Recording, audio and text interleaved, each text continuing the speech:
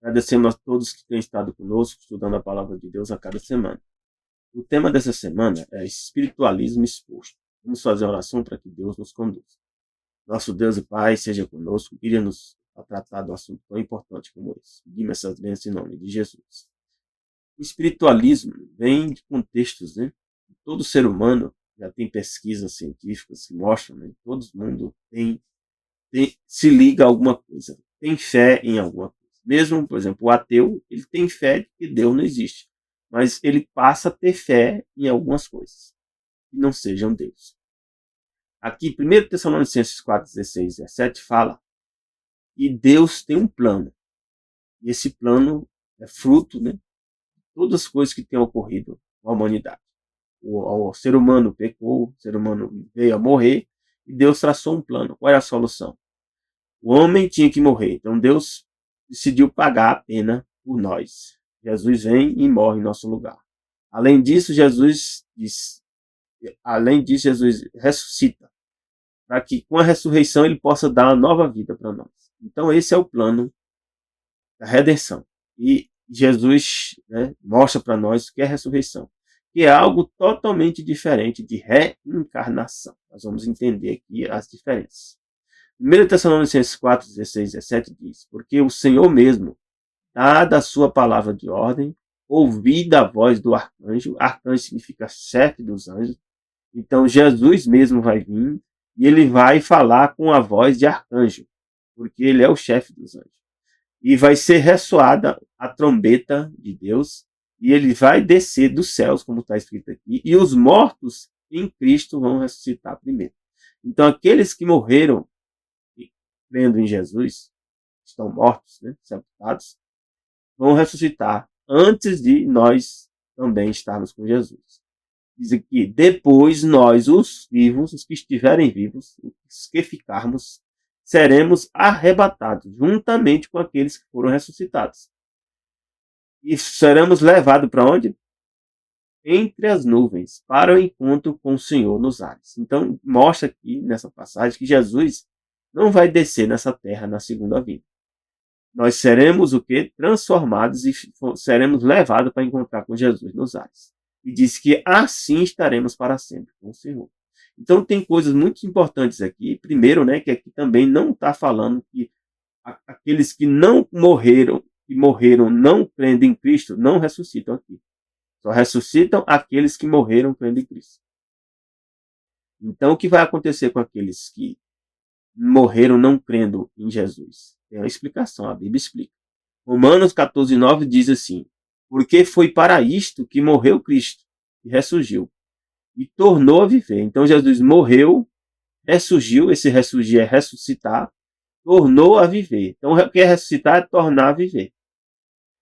Para quê? Para ser o Senhor. Senhor de quem? De todos. Tanto dos mortos como dos vivos. Senhor aqui no sentido de curios, né? Ou seja, Senhor de todos. João 5,29 explica assim: e os que fizeram bem sairão para a ressurreição da vida. Então aqui, ó, o que eu falei que, né? O que aconteceria com aqueles que morreram sem crer em Jesus, sem aceitar Jesus? Aqui diz que os que fizeram o bem, e esse bem aqui, né, não é ser bom. Bem aqui significa aquele que aceita Jesus como Senhor e Salvador e morreu na fé. Diz a Bíblia que eles vão ressuscitar para a ressurreição da vida. E os que fizeram o mal que? A má escolha de não aceitar Deus como Senhor, Jesus como Senhor e Salvador. Esse é o mal. Para a ressurreição da condenação. Então eles vão ser ressuscitados para participar de um julgamento. E a Bíblia diz que eles vão ser condenados. E a própria Bíblia diz que aquele que não aceita Jesus já está condenado. 1 Coríntios 15, 42 diz: assim também a ressurreição dentre os mortos. Semeia-se o corpo em corrupção e ressuscitará em incorrupção. Então a transformação nossa fará com que nós nunca mais venhamos a morrer, aqueles que aceitaram Jesus como Salvador. O nosso corpo será transformado num novo corpo que não será mais passível de morte. Atos 4:33 diz assim: e os apóstolos davam com grande poder testemunho da ressurreição do Senhor Jesus. Então, depois de Jesus ter ressuscitado, os apóstolos deram um grande poder o testemunho que Jesus havia ressuscitado. E em todos eles havia abundante graça. Então alguns ficam dizendo, Jesus não existia, ou Jesus não ressuscitou. Eles iam falar algo, né, que não ocorreu. Eles estavam todos tristes e desanimados porque Jesus tinha morrido. Então imagine agora se Jesus morreu e não ressuscitou. Eles iam pregar esse evangelho? Não iam. E pregar esse evangelho ainda com risco de morte, como muitos deles morreram, não pregariam. Então, a certeza que é dada que ele ressuscitou. E Jesus mesmo diz aqui em João 11:25, disse-lhe Jesus, eu sou a ressurreição e a vida. Quem crê em mim, ainda que esteja morto, viverá. Então Deus, né, Jesus é Deus, está dizendo que ele garante o ressurgimento dos mortos, mesmo estando no pó. Não importa para onde você morreu ou qual parte do seu corpo foi espalhada, não importa. Deus vai te dar um novo corpo. E Jesus diz que também vai nos garantir a vida. Ainda que você esteja morto, se você aceita Jesus, você viverá. Que glória, né? Deus te abençoe na sua escolha. Então, quais são as consequências mortais, né, de várias religiões que chamam de espiritualismo? São religiões que pregam em sua base, a imortalidade da alma. E essa base da imortalidade da alma tem uma consequência, que a reencarnação, ou seja, você nasce, morre e reencarna, né, em outro corpo, de outra forma, e vai vivendo várias vidas, ou várias fases, né, de vidas de outras formas, de modo que eles pregam que isso é a reencarnação. Mas a Bíblia nos diz assim, em Mateus 10:26-28, a Bíblia não trata de reencarnação. Portanto, não os temais, porque não há nada encoberto que não haja de revelar-se, nem oculto que não haja de saber-se. O que vos digo em trevas, dizei-o em luz. Então, estou aqui falando para vocês. E o que escutais ao ouvido, pregai sobre os telhados.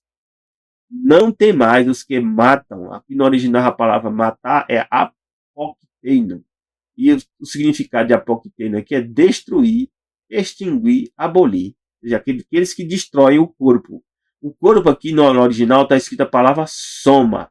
Soma é corpo tanto de homens como animais no original. Um corpo morto ou um corpo vivo. É a soma. Tanto morto como vivo é um corpo. E não podem matar a alma. No original a palavra aqui está psush. O que é psush? Respiração. Força vital. Em algumas traduções diz alma. Então essa respiração é o que Deus deu para o homem quando criou Adão e Eva. O psush é o que? O fôlego de vida. Que foi dado ao homem para que ele pudesse viver, existir. E aqui diz também, né, que inferno, né, está escrito aqui, é a palavra Geena. Geena, né, a tradução é como está ali, inferno. Né? E tem outras passagens que falam, né, Hades, né, ou Sheol, né? Sheol seria a sepultura e Hades, né, seria o deus, né, o deus do inframundo, né? E tem também a palavra Geena, que é um lugar onde as pessoas, né, chama-se inferno na Bíblia. E aqui também nós podemos ver em Gênesis 2:7, para nós explicarmos melhor o significado. E formou o Senhor Deus o homem. No original a palavra está escrita Adão. Do pó da terra. A terra é chamada Adamá. É por isso que o nome de Adão vem de onde? Vem de Adamá, que é terra. E aí surge o nome de Adão. Adão vem do pó da terra, que é o pó da terra é chamado Adamá. E soprou na parte. Na parte é aquele o quê? É o fôlego de vida. É o psuche, que está aqui nessa versão, né, Mateus 10. Né? É o psuche ou fôlego de vida. Na parte é soprar, assoprar. Então, é o fôlego de vida que Deus falou. Quando ele falou que o homem assoprou, isso veio, o homem passou a ter vida. Então diz aqui, ó, e soprou em suas narinas o fôlego, chamada Neshamah. Neshamah novamente vem de quê? De sopro. e algumas versões traduzem por espírito. Né? E dizia aí o homem foi feito alma. O que é a palavra alma? Nefesh, nefesh, nefesh. Nefesh é alma. Ou a tradução mais correta é o que respira. Ser vivo. Eu, a você próprio. Vida, pessoa. Então, o homem, o ser humano, é a união, né, do pó da terra com o quê? Com o sopro que Deus deu. E aí nós podemos dizer, mais um sopro pode fazer as coisas acontecer? Pode. Se você for lá em Gênesis, né? Vamos lá em Salmos, né? Uma passagem de Salmo aqui muito interessante. Salmo 33. Vamos pegar aqui. 33, 9. 33, 9 diz que 8 e 9. Tema toda a terra ao Senhor, temam-no todos os moradores do mundo. Por quê? Porque ele falou e foi feito. Mandou e logo apareceu. Então Deus criou todas as coisas ao falar. Ao falar, ele está, quando a gente fala, a gente está soprando. Esse ar que a gente sopra é o que faz que o som, nosso som, seja percebido. Tem que ter um sopro. A nossa voz, ela é reconhecida, né, pela onda, né, que existe no ar, mas ao falar nós estamos emitindo um sopro. Então diz aqui que Deus falou e foi feito, mandou e logo apareceu. Então ele fez com o homem algo um pouco diferente, porque diz que ele formou o homem, então ele deu forma ao homem, foi diferente das outras coisas que ele havia criado. Ele só falava, né? Haja sol, haja luz. Quando chegou o ser humano, Deus fez o quê? Deus deu forma. E depois soprou, ou seja, falou para que a gente viesse à existência. E esse sopro no original fala, né? Neshama. Em alguns lugares, sushi, né? Ou em alguns lugares chama, né, de ruach. Né? É o mesmo fôlego de vida. Então nós somos o quê? Fruto do pó da terra que Deus deu forma, mais esse fôlego de vida que Deus dá pra gente. Esse fôlego de vida, nós não podemos nos enganar. Não é Deus. É a capacidade dele de dar vida para as coisas e criar as coisas. Não é algo de Deus. Alguns usam o argumento, né? Se é Deus soprou isso aí, agora isso está dentro de mim, eu também sou Deus. Não. Deus só é um. Deus é um só. É o Pai, Filho e Espírito Santo. A criação, tudo que Deus criou, está separado de Deus. Não faz parte de Deus. Ele criou isso aí. Elas passaram a existir quando ele falou. E aqui, Eclesiastes 9, 5 e 6 explica um pouco mais ainda para você entender a questão da diferença entre ressurreição e reencarnação. E a Bíblia não fala nem prega sobre reencarnação. Alguns pegam algumas passagens como essa aqui que fala alma, aí as pessoas traduzem errado a palavra alma, aí diz, olha, tem alma aqui e a alma é imortal. Né? Não, Deus fala que a alma não é imortal. Né? Aqui diz, Eclesiastes 9, 5, 6, porque os vivos sabem que hão de morrer, mas os mortos, ó, no original está Muhut. Muhut é o quê? Morrer, ser morto, perecer. Então, os mortos, aqueles que morrem, não sabem coisa nenhuma. Quando você morre, você não sabe mais nada. Nem tampouco terão eles recompensa, mas a sua memória, no original a palavra é Zequer, Zequer é memória mesmo, fica entregue ao esquecimento. Então, essa questão da pessoa, depois que morre, vem conversar com as pessoas, e aí ela fala, né, coisas que só a pessoa sabia junto. A Bíblia diz que isso não ocorre. Então, se isso não ocorre, está acontecendo alguma coisa que está fazendo você pensar que isso aquilo ali é um morto. Nós vamos entender o que está por detrás disso. Diz aqui, também o seu amor, o seu ódio, a sua inveja já pereceram. Ou seja, nenhum sentimento, né? Nada, memória, tudo pereceu. A palavra lá é abade. Perecer, morrer, destruir, apagar, eliminar. E já não tem parte alguma para sempre. Ou seja, em nenhum momento mais você vai estar conversando com um parente que faleceu. Ou com um amigo que faleceu. É isso que a Bíblia diz. E coisa alguma do que se faz debaixo do sol. E como eu falei, né, sobre a questão que a alma morre, né, a Bíblia diz aqui, né, Ezequiel, se eu lembro, 20,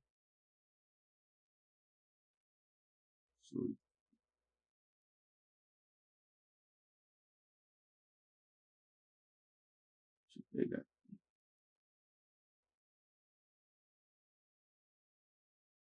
Vamos ver aqui a passagem. Ezequiel 18, 18:4. Ezequiel 18:4 diz aqui: Vivo eu, diz o Senhor no verso 3, que nunca mais direi essa parábola em Israel.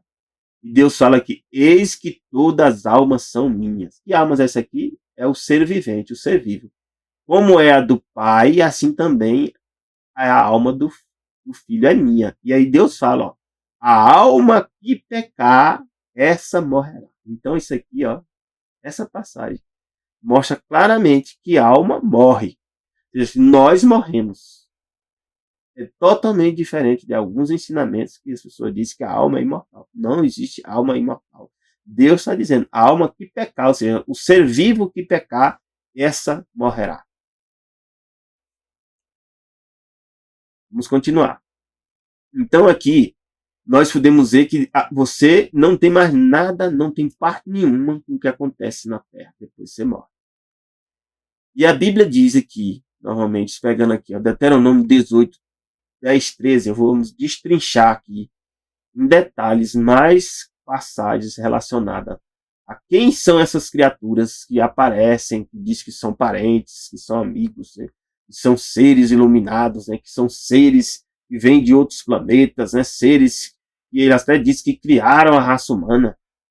Quem são esses seres? A Bíblia diz aqui, a gente tem que ter muito cuidado com esses contatos. Deus fala, entre ti, Deuteronômio 18, de 10 a 13. Entre ti não se achará quem faça passar pelo fogo a seu filho ou a sua filha. Então tem pessoas, né, que ainda hoje faz sacrifício de crianças, escondidas. E Deus diz que não se deve encontrar dentro do povo de Israel pessoas que façam sacrifício de filhos ou filhas.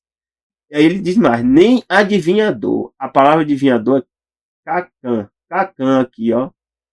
Cacã, a palavra cacã, né? Nem prognostador chama Ianã, nem agoreiro chama Nakash, nem feiticeiro que chama Kachap, nem cantador é chamado aqui Shabá. Então, ou seja, adivinhador, nem prognosticador, nem agoreiro, nem feiticeiro, nem encantador, nem quem consulte o espírito adivinhador, que é o que? O necromante, no original é a palavra Darashi, nem mágico, no original é Ioni, nem quem consulte os mortos, Ob. O que significa isso aqui? Ó? Yanã, por exemplo, prognosticador, Yanã, é aquele que pratica adivinhação, que faz conjuramentos, né, que está envolvido com espiritismo, com magia, com feitiçaria ou com encantamento. A palavra do prognosticador. Você vai ver que aqui são sinônimos. Aí a palavra, né, Nakash, né, que é agoreiro é aquele que pratica adivinhação, que observa sinais, né? Vai no meio da rua ali e vê os sinais e começa a dizer como é que vão acontecer as coisas. O agoreiro, ó, é o Nakash, é o que pratica bruxaria ou feitiçaria, o agoreiro. Diz mais, o outro aqui, ó, o encantador, Shabá, é aquele que une, liga você com o quê? Com as coisas espirituais. Né? O necromante, Darash, é aquele que recorre, que faz consulta e pede a deuses pagãos, o necromante. O mágico, que é Idionida, é alguém que tem espírito familiar, ou seja, pessoas que têm contato com espírito familiar, espírito de morte, eles chamam de morte. Adivinhos, ratifica adivinhação, ou necromante. Aí, os mortos aqui no original é Ob, né? As pessoas que consultam os mortos é o necromante, né? Consultar um fantasma, evocar os mortos, né? E aí nós podemos ver que também que para Deus tudo isso que, pois todo aquele que faz tal coisa é abominação. A palavra abominação é toyeba ou toyeba. Significa o que aqui, ó? Toyeba. Algo nojento para Deus. Abominação. Então Deus chama também que algumas outras coisas são abominações, né? Comer determinados tipos de alimentos, né? O casamento, Deus diz que é homem e mulher, e se você casar de forma diferente, para Deus isso é abominação também. você casar de forma diferente da união homem e mulher. Para Deus é chamada abominação. E aí, aqui fala também, né?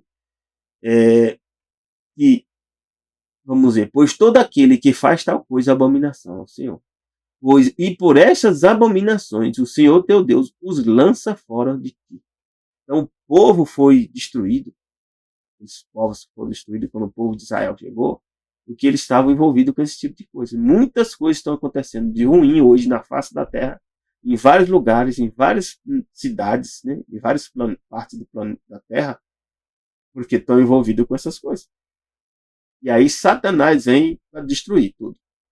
Diz aqui Deus perfeito é a mim serás, como o Senhor teu Deus. Então a palavra tamim é completo, inteiro, são, íntegro. Então, a gente não deve se envolver com essas coisas, nem apoiar essas coisas. E aí também Isaías 8, 19, 20 diz: quando, pois, vos disserem, consultai os que têm espíritos familiares, no original a palavra necromantes. E os adivinhos, adivinho nós já vimos, pode ser mágico ou adivinho. Quem é o adivinho? Aquele que tem espírito familiar, que faz adivinhação. Os que chireiam, essa parte, né? Essa parte é piar de fantasma, ou de pássaros, eles piam. E murmuram, ragar é rugir, rosnar, falar, gemer. Então, as pessoas que recebem espíritos ficam gemendo, ficam falando coisas, né, que depois não sabem o que está falando, rosnam, rugem, né, gemem. Né. Porventura, Deus diz, não consultará o povo a seu Deus? Ele tem que consultar a Deus, não é seguir essas pessoas. A favor dos vivos, consultar-se-á os mortos? Eu só perguntando. Não, não deve fazer isso, não. Deus diz que ele tem que consultar o quê? A lei, que lei é essa? Os 10 mandamentos. E ao testemunho. O que é o testemunho? É a Bíblia. É aquilo que foi revelado aos profetas. Se eles não falarem segundo o quê? A lei e a Bíblia, é porque não há luz neles. Então, se você vê pessoas falando um monte de coisa, né? Contrário a isso aqui que Deus diz que é a verdade, você pode ter certeza que nessas pessoas não há luz neles. Eles não estão sendo guiados por Deus. Como é que a morte é revelada na Bíblia e no Antigo Testamento? Salmo 6,5 diz: porque na morte não há lembrança de ti, ó Deus. No sepulcro, que é a palavra Sheol, quem te louvará? Então, uma pessoa morre, ela não vai direto para o céu, não. Ela vai para o Sheol. Vai para o Sheol, vai para a sepultura. Salmo 115, 17 diz: os mortos não louvam o Senhor. Então, você não diz, a pessoa morreu, já está lá com o Senhor, porque é boa. Não, Deus diz, não. Os mortos não louvam o Senhor. Nem os que descem ao silêncio. Então, quando você morre, você desce para o silêncio. E aqui vemos alguns exemplos. 1 Reis 2,10. Davi dormiu com seus pais e foi sepultado na cidade de Davi. A Bíblia diz que morrer aqui é dormir. 1 Reis 11:43 diz: e adormeceu Salomão com seus pais e foi sepultado na cidade de Davi, seu pai. Então também Salomão faleceu. Roboão, seu filho, reinou em seu lugar. Aqui Salmo 76, 5-6 diz: os que são ousados de coração são despojados. Dormiram seu sono. Aqui está contando a história do povo, do exército de Israel, né? Do povo de Israel, os exércitos dos povos egípcios, né? E a Bíblia diz que eles dormiram o seu sono quando eles morreram. Nenhum dos homens de força achou as próprias mãos. Diz aqui: a tua repreensão, ó Deus de Jacó, carros e cavalos são lançados num sono profundo. A morte deles, a Bíblia diz que é um sono profundo. Por que é sono? Porque quando você está com sono, você não sabe nada do que está acontecendo. No livro Grande Conflito explica um pouco mais, aprofunda um pouco mais. Preste atenção, é que diz aqui: muitos terão que encarar espírito de demônios. Então, aqui está explicado, né? Aqueles adivinhadores, encantadores, mágicos que choreiam, murmuram, estão entrando em contato com o que? A Bíblia diz com demônios. Estão com demônios. Personificando parentes ou amigos queridos e declarando as mais perigosas heresias. Se você quiser fazer um teste, e se estiver acontecendo com você, você faz uma oração em nome de Jesus e pergunta, se revela em nome de Jesus. Você vai ver que não é seu parente, que não é seu amigo. Ele vai sumir ou ele vai se revelar. E de fato ele é. Tenha muito cuidado. Esses visitantes apelarão para os mais profundos sentimentos. Realizarão milagres para apoiar sua declaração. São anjos que têm poderes. Devemos estar preparados para resistir a eles com a verdade bíblica. De que os mortos nada sabem. E de que os que aparecem dessa maneira são espíritos de quê? De demônios. Então você nem dê ouvidos. Você repreende em nome de Jesus. Afasta-te em nome de Jesus. Daniel 12, 2 e 3 diz aqui, muitos dos que dormem no pó da terra ressuscitaram. Uns para a vida eterna, igual que a gente leu em João. Uns vão ressuscitar o quê? Para a vida eterna. Quem é isso? A Bíblia diz que os que fizeram bem, escolheram Jesus e aceitaram Jesus como Senhor e Salvador e permaneceram na fé até o fim. E os outros? Pode ter até escolhido Jesus, mas depois abandonou a fé. Ou nunca aceitou Jesus. Quem são esses outros aqui? Para vergonha e desprezo eterno. Deus vai trazer eles em julgamento. Diz aqui, os que forem sábios, pois resplandecerão com o fulgor do firmamento. E os que há muito ensinam a justiça, como as estrelas sempre. Eu espero estar nesse grupo aqui. Ser sábio e estar ensinando a verdade aqui para vocês.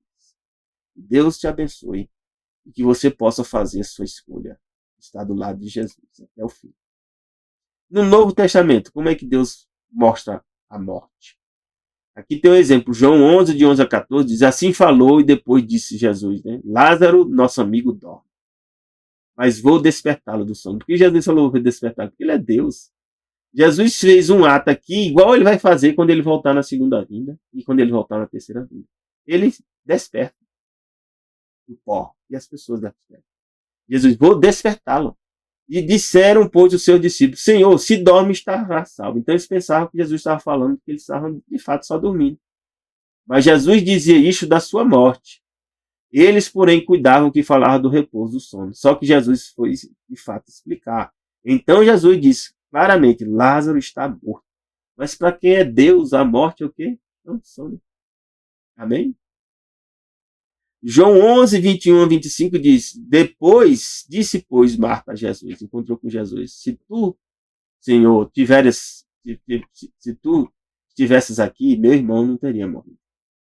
Mas também agora sei que tudo quanto perdides a Deus, Deus te concederá. Disse Jesus, teu irmão há de ressuscitar. Disse-lhe Marta, eu sei que há de ressuscitar na ressurreição do último dia. Então ele já sabia da mensagem da ressurreição do último dia, né? Que tem uns livros, né? Malaquias, tem os livros de Daniel, tem vários livros que já explicavam isso, né? Mas Jesus chegou e disse, não, disse Jesus, eu sou a ressurreição e a vida. Quem crê em mim, ainda que esteja morto, viverá. Que bênção, que glória. Deus nos dê essa bênção. Segundo Timóteo 1,10 diz, e que é manifesta agora pela aparição do nosso Salvador Jesus Cristo, o qual aboliu a morte. Jesus aboliu a morte. Como? Jesus morre. A morte, nós éramos para ter morrido, que morte eterna. Mas Jesus ressuscita, porque ele é o ser divino. E aí, com isso, ele aboliu a morte. A partir de agora, a raça humana tem uma nova chance. A partir de agora, o ser humano pode, mesmo morto, ressurgir. E trouxe à luz a vida e a incorrupção pelo Evangelho. O Evangelho é isso aqui que eu estou falando para vocês, as boas novas. Essas boas notícias aqui. 1 Coríntios 15, de 51 e 52, explica como isso vai acontecer. Paulo chega e diz, eis que vos digo um mistério. Mistério. Na verdade, nem todos dormiremos. Dormir aqui é morrer. Mas todos seremos transformados. Então, mesmo os que estão mortos, como os que estão vivos, vão ter que ser transformados. No momento, num abrir e num fechar de olhos, ante a última trombeta, porque a trombeta soará e os mortos ressuscitarão o quê? Incorruptível e nós seremos transformados. Isso aqui é complemento daquela passagem de 2 Tessalonicenses também. E aí eu resolvi trazer essa aqui. Essa aqui é muito importante. Romanos 4,17 diz, como está escrito, por pai de muitas nações te constituíste. É quem? Abraão. perante aquele no qual creu, a saber. Aí fala quem é Deus. Quem é Deus? Deus é o qual vivifica os mortos, dá vida aos mortos. Chama as coisas que não são como se já fossem. Essa característica aqui só é por ser divina. Quando Deus chama uma coisa que não existe, ela passa a existir. Antes de Adão pecar, não tinha morte, não existia morte. Mesmo os anjos que tinham caído não tinham passado pela morte. Mas quando Jesus disse que agora quem pecar morrerá, agora a morte passou a existir. Da mesma forma, Jesus disse que eu sou a ressurreição e a vida, agora a morte vai ser o que? Abolida. Porque Deus o que? Chama as coisas que não são como se já fossem. E quando ele chama, elas passam a existir. Isso é o que mostra o que é o ser divino. Todo-poderoso. Então nós podemos ver em Mateus 24:5, né? Jesus diz para a gente ter muito cuidado. Muitos virão em meu nome, dizendo, eu sou o Cristo. Cristo aqui não é o nome de Jesus. O nome de Jesus é Jesus, significa salvação de Yah, ou de Yah, ou Yah. Cristo significa o ungido, o Messias. Quem é esse ungido? O Messias é aquele que tinha sido prometido para Adão e Eva. Está lá em Gênesis 3, verso 15. Então, muitos vão dizer que é aquele Messias que veio salvar a raça humana. Ou aquele ungido. E diz, e com isso enganarão a muitos. Já estão enganando. E vão vir mais ainda. Jesus fala também em Mateus 24:11, surgirão muitos falsos profetas. Falso profeta não é, ele não disse que é Jesus. Ele disse que ele está pregando em nome de Jesus. Mas ele está pregando o quê? Coisas que a Bíblia não prega. Ele está deturpando aquilo que foi revelado nas Escrituras. E é por isso que Jesus chama ele quê? Falso profeta. Mas diz que ainda vão enganar muitos. E já está acontecendo. Mateus 24:24 diz, porque surgirão falsos cristos, ou seja, falsos messias, falsos ungidos e falsos profetas, aqueles que ensinam a Bíblia errada ou não ensinam a Bíblia. Farão tão grandes sinais e prodígios que, se possível, enganariam até os escolhidos. Mas essas pessoas têm poder de fazer sinais e prodígios. Eu não tenho poder de fazer isso, porque eu prego a verdade. Eu estou falando aqui o que a Bíblia está escrito. Então eu não faço sinal, nem faço prodígio. Mas muitas dessas pessoas fazem sinais de prodígio. É por isso que multidões seguem essas pessoas. A Bíblia diz aqui em 2 Tessalonicenses 2, 7-10, diz, porque já o mistério da injustiça opera. O mistério da injustiça é o quê? Injustiça é o oposto da justiça. Quem é a justiça? É Deus. Então existe um ministério, ou seja, uma coisa misteriosa que está operando para fazer o mal. De somente há um agora que o retém até do meio seja tirado. E aí diz que quem é esse mistério da injustiça? Vai ser revelado o iníquo. Iníquo significa aquele que transgride a lei. Transgressor da lei de Deus. A quem o Senhor desfará pelo assopro de sua boca. Ó, novamente Jesus o quê? Vai só soprar, falar, só soprar. E quando ele fizer isso, o que ele vai fazer? Aniquilará o iníquo pelo resplendor da vinda de Jesus. Então significa que o iníquo vai estar aqui quando Jesus estiver voltando. Ele vai estar aqui enganando as pessoas. Diz, a esse cuja vinda é segundo a eficácia de Satanás. Então, Satanás é quem está dando o poder para esse iníquo. E esse iníquo transgressor da lei. A Bíblia diz que esse iníquo, né, também está relacionado com o quê? Com a besta do Apocalipse, com o falso, né, com o falso profeta também, com o chifre pequeno de Daniel 7. E esse é o poder papal. Já vou dizer para vocês aqui. E esse poder é o poder papal. E o poder papal vai estar presente quando Jesus voltar na segunda vinda. O que Deus diz aqui só vai ser destruído quando Jesus voltar. A esse cuja vinda, quem é que está dando poder ao poder papal? A Bíblia diz que é Satanás. Com todo o poder, sinais e prodígios de mentira. Então eles têm poder e eles fazem sinais. E com todo engano da injustiça. Porque eles estão fazendo o quê? Descaminhando as pessoas. Engana as pessoas para perecerem. E diz aqui, por que elas perecem? Porque não receberam o amor da verdade para se salvar. E o que é a verdade? É a palavra de Deus. Então eles não aceitam o que está revelado nas Escrituras. Eu estou falando para você aqui, você tem que fazer uma escolha de se aceita ou não. As passagens estão todas aqui, você pode pegar e lê-las na sua Bíblia.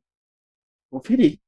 Apocalipse 13, 11 a 3 diz: E vi subir da terra outra besta que tinha 2 chifres semelhantes a um cordeiro. Então, é um poder que tinha 2 chifres semelhantes a um cordeiro. E falava da verdade como um dragão. Dragão quem é? Satanás. Exerce todo o poder da primeira besta na sua presença. Quem é essa primeira besta aqui? É o poder papal. E quem é essa outra besta que tem chifre semelhante ao cordeiro? A gente já explicou em outros estudos da Bíblia. É o quê? O protestantismo apostatado, que é o falso profeta. E esse falso profeta faz com que a terra, os que nela habitam, adorem a primeira besta. Então, o falso profeta, ou seja, as igrejas protestantes, que não estão seguindo a verdade da Bíblia, vão direcionar o mundo para adorar a quem? O poder papal, novamente. Cuja chaga mortal fora curada. Nós já falamos, hein? Quando é que essa chaga aconteceu? Em 1798, Napoleão Bonaparte, maçom, enviou 3 generais maçons e foi lá prender o Papa. E o Papa morreu, tiraram o poder do Papa. E depois, né, no 1929, Mussolini restaurou o poder papal. Para o quê? Para começar a curar a chaga mortal. E diz que esse poder, né, que é o falso profeta, ou seja, as igrejas protestantes, são chamadas falsos profetas, fazem grandes sinais. Então você vai ver nessas igrejas, tem muitos sinais, tem milagre, tem cura, né? Ele diz que o Espírito Santo está lá, e eles fazem muitas coisas, de maneira que até fogo faz descer do céu à terra à vista dos homens. Mas pergunta para eles, qual é os 10 mandamentos? Pergunta para eles se os 10 mandamentos estão em vigor. Eles vão dizer que não. Que foi abolido. Então, a Bíblia diz que os 10 mandamentos permanecem para quanto tempo? Para sempre. Aí. Então, está ensinando o quê? A Bíblia de forma errada. E aí eu trago para vocês aqui algo bem atual. O livro Grande Conflito fala aqui, ó. Satanás, pouco a pouco, tem preparado o caminho para a sua obra-prima dinga. Qual a obra principal de Satanás? O desenvolvimento do espiritismo. Começou próximo do século XIX, né, 1840, 40 e pouco. O espiritismo voltou à tona, né, com as irmãs Fox, né? Elas viram umas batidas, né, e essas batidas elas disseram que eram espíritos, e isso aí cresceu. Até agora não conseguiu Satanás executar completamente seus planos, quando ela escreveu isso aqui, né, há muito tempo atrás. Mas conseguirá alcançar seu objetivo no fim dos tempos. Nós já estamos no fim dos tempos. Com exceção dos que são guardados pelo poder de Deus e pela fé em sua palavra. Então, se você tem que tomar a decisão de obedecer a palavra. Não, você não vai ser protegido, não. O mundo todo será envolvido por esse engano, pelo espiritismo. E já está acontecendo. Mateus 24, 23, 26 diz assim: se alguém vos disser, eis que o Cristo está aqui ou ali, não lhe dê esse crédito. Alguns dizem que Jesus já voltou. Ele voltou espiritualmente, né? Algumas religiões, né? Até sociedades teosóficas pregam essa história. Porque surgirão, Jesus diz, falsos cristos e falsos profetas. E farão tão grandes sinais por Deus que, se possível, enganaria até os escolhidos. E tem isso aqui. Eis que vos tenho predito. Jesus já tinha dito que isso ia acontecer. Portanto, se vos disser, eis que ele está no deserto, não saiais. Alguns dizem que no deserto é lugares afastados, né? Você vai encontrar Deus espiritualmente em lugares afastados. Ou eis que ele está no interior da casa. Já ouvi até alguém falando que o interior da casa é dentro das pessoas. Jesus está em espírito dentro das pessoas. Ele vem e se aloja dentro das pessoas, né, de forma espiritualmente. Então Jesus diz o quê? Não acrediteis. Jesus não vai vir assim. Como é que Jesus vai vir? A Bíblia explica. Podemos relembrar aqui, ó, Apocalipse, né? 1, verso 8. Vamos ver aqui, diz aqui, verso 7. Eis que vem com as nuvens. Então, Jesus vai vir com as nuvens. E todo olho verá. E todo olho verá, então não vai ser secreto, não vai ser no deserto, nem vai ser dentro das pessoas, né? Diz que até mesmo os que traspassaram Jesus. Quem são eles? São aqueles que mataram e crucificaram Jesus. Vão ressuscitar e vão ver Jesus voltar, como Jesus prometeu. E diz que todas as tribos da terra se lamentarão sobre ele. Porque eles ouviram essa mensagem do evangelho, mas não acreditaram. Sim, amém. Né? Então, a Bíblia explica que Jesus vai vir de forma visível, né? E todas as pessoas vão ver. Só que aqui, ó, um famoso ocultista britânico chamado Benjamin Creme diz que o senhor Maitreya, eles chamam de Maitreya, né, que é o Messias dele, aguarda o momento de presidir a nova ordem. Esse senhor Maitreya é o próprio Satanás. Ele será, diz Creme, uma combinação do Cristo que volta. Então muitos vão achar que é Jesus que está voltando, esperados pelos cristãos. Outros, né, do Messias, esperados pelos judeus. Alguns judeus vão achar que é o Messias deles. E outros vão achar que é o Imam Mahdi, né, dos muçulmanos. E ele vai conseguir unir todo mundo. A Bíblia diz isso. Só não vai ser enganado quem lê a Bíblia e crê e obedece. Krishna, esperado pelos hinduístas, né? E o novo Buda, esperado pelos budistas. Ele vai unir todos. E já está unindo. Existem sociedades secretas que eles só aceitam pessoas que são religiosas. E aí eles oram em nome de todos os deuses aqui. Que aí para alguns é Mahad, né? Outros é Jesus, outro é o Krishna e outros é Buda. E eles são aceitos. Só que Deus é só um. E aqui, ó, esse Lemosier, na página 205, de algo interessantíssimo. Ó. No decorrer disso tudo, Jesus de Nazaré terá retornado. A Terra também estará sendo visitada pelos extraterrestres, como suspeitava a Terra.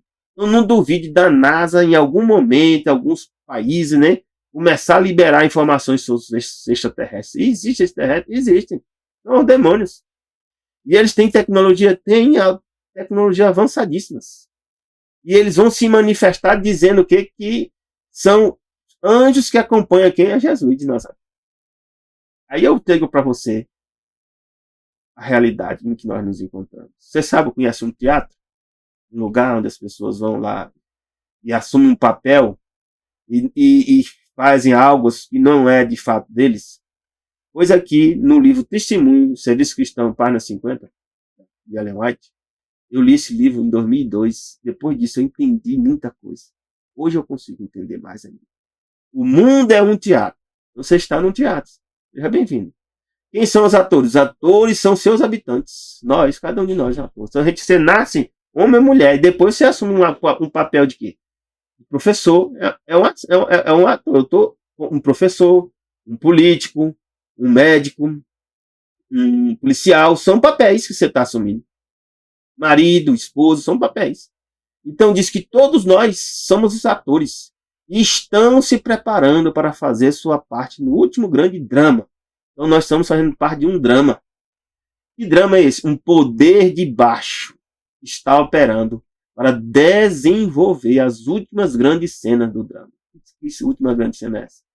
É o governo mundial? Não, o governo mundial faz parte. O governo mundial vai ser constituído, sabe para quê? Para Satanás se apresentar como Cristo. Aqui, ó. Satanás apresentando como Cristo. Viu lá que o Benjamin Creme falou também? Foi Deus a te revelado para o irmão White aqui. Muito tempo atrás. E agora, os dois estão batendo aqui. Operando com todo engano de justiça aonde? Naqueles que estão se unindo em sociedade secreta. Existem sociedades secretas? Existem. Por ser secreta, você não sabe. Até um dia que você é convidado para fazer parte dela. Eu já fui convidado várias vezes. Me chamaram, de vez em quando me chamam. Mas eu já sei, eu já conheço a verdade, graças a Deus. Eu não vou me envolver.